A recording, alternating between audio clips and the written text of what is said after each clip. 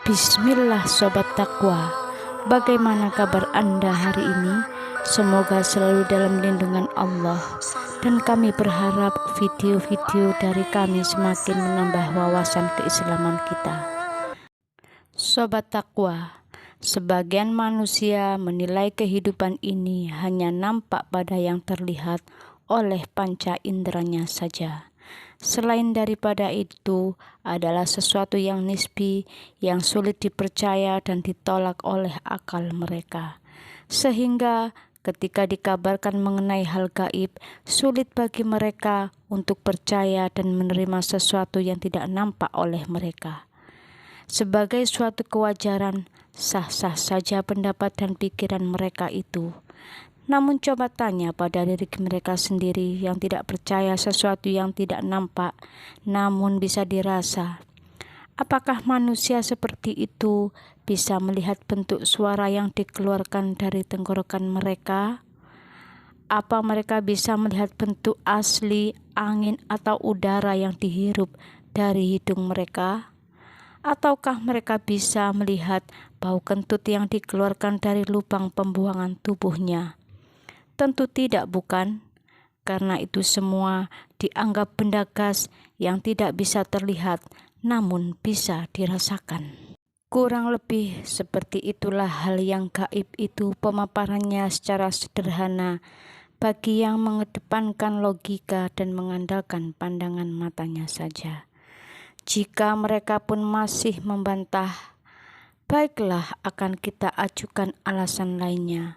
Bagaimana dengan penciptaan gunung yang menjulang, laut yang mereka ambil ikannya, daratan yang mereka injak, dan segala kemegahan alam semesta yang nampak nyata di depan mata mereka? Siapakah yang merekayasa seperti ini, membentuk segalanya menjadi indah dan teratur, membuatnya, menatanya sehingga semua nampak sempurna dan baik-baik saja, tidak ada kekurangan sesuatu apapun. Siapa pula yang mengatur pergantian siang dan malam, musim-musim yang bergantian, cuaca yang bergilir seakan melengkapi suasana alam semesta makin indah dengan adanya pergantian waktu? Siapakah di balik semua ini? Allah berfirman, A'udzu billahi minasyaitonir rajim. Wa ayatul lahumul lailu naslahu minhun nahara fa idzahum muzlimun.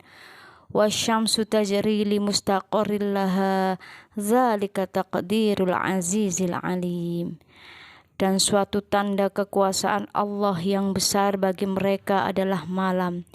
Kami tanggalkan siang dari malam itu, maka dengan serta mereka berada dalam kegelapan, dan matahari berjalan di tempat peredarannya. Demikianlah ketetapan yang maha perkasa lagi maha mengetahui. Jikapun manusia-manusia itu tidak percaya adanya Tuhan yang maha gaib masih membantah, coba pada diri mereka sendiri, siapakah yang membentuknya sedemikian rupa?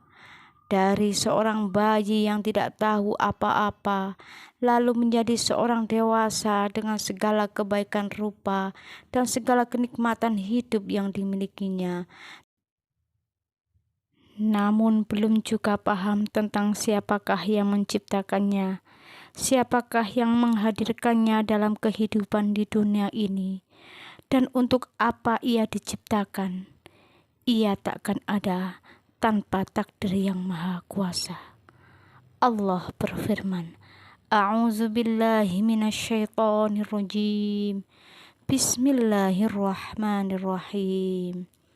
Hal ata 'alal insani hinum minad dahri lam yakun syai'am mazkura. Inna khalaqnal insana min nutfatin amsyajin nabtalihi faja'alnahu sami'an basira. Bukankah telah datang atas manusia satu waktu dari masa, sedang dia ketika itu belum merupakan sesuatu yang dapat disebut. Sesungguhnya kami telah menciptakan manusia dari setetes mani yang bercampur, yang kami hendak mengujinya dengan perintah dan larangan. Karena itu kami jadikan dia mendengar dan melihat. Al-Insan ayat 1-2. Dalam ayat lain Allah pun berfirman, A'udzubillahi minasyaitonirrajim. Alladzi ahsana kulla syai'in khalaqah wa bada'a khalqal insani min tin. Yang membuat segala sesuatu yang dia ciptakan sebaik-baiknya dan yang memulai penciptaan manusia dari tanah. Quran Surat As-Sajdah ayat ke-7. Jikapun akal dan pikiran mereka masih tertutupi ego, tidak percaya akan keberadaan Sang Maha Kuasa, dan kalamnya pun tak mampu dicerna, maka hendaklah ia sampai pada apa yang dilihat di sekitarnya. Tiada mungkin semua ini tanpa ada yang menciptakannya. Dan perumpamaan itu serupa dengan tiada mungkin ada jejak kaki tanpa ada yang menginjaknya terlebih dahulu. Begitu banyak perumpamaan yang telah Allah gambarkan akan kekuasaan dan keesaannya di alam semesta, atau yang disebut dengan ayat-ayat kauniyah, maupun pemaparan yang telah dijelaskannya dalam Al-Quran atau ayat-ayat kauliyah. Jangan sampai mata hati kita buta dalam memahami kekuasaan serta petunjuknya, karena itu adalah sejatinya buta dan tuli di hadapan Allah, seperti yang difirmankannya dalam Quran Surat Al-An'am ayat 39. A'udzubillahi minasyaitonirrajim. Walladzina kazzabu biayatina summu wa bukmum fiz zulumat. Dan orang-orang yang mendustakan ayat-ayat kami adalah peka, bisu, dan berada dalam gelap gulita. Bukan hanya itu, derajat orang yang buta mata dan hatinya akan kekuasaan Robnya dianggap oleh Allah sebagai seburuk-buruk binatang melata di dunia ini. Karena manusia telah dikaruniai akal sehat untuk berpikir, mata untuk melihat, dan telinga untuk mendengar segala petunjuk dan kebesaran Tuhannya, namun enggan menggunakannya sesuai dengan yang diharapkan oleh Sang Pencipta. Ia sama halnya seperti dabah, hewan melata yang cuma numpang hidup, makan, dan tidur, tapi tidak mau taat dan beribadah kepadanya, melakukan kebaikan seperti yang diperintahkannya. Allah telah berfirman, A'udzubillahi minasyaitonirrajim. Inna syarrat dawabi 'indallahi summul bukmul ladzina la yaqilun. Sesungguhnya binatang atau makhluk yang seburuk-buruknya pada sisi Allah ialah orang-orang yang tuli dan bisu, yang tidak mau mengerti. Bahkan lebih tegas lagi Allah menyebutkan dalam Quran Surat Al-A'raf ayat 179 yang artinya, dan sesungguhnya kami jadikan untuk isi neraka jahanam kebanyakan dari jin dan manusia.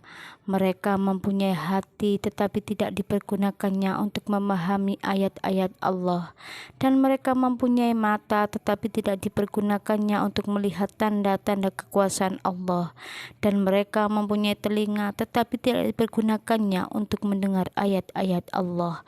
Mereka itu sebagai binatang ternak, bahkan mereka lebih sesat lagi.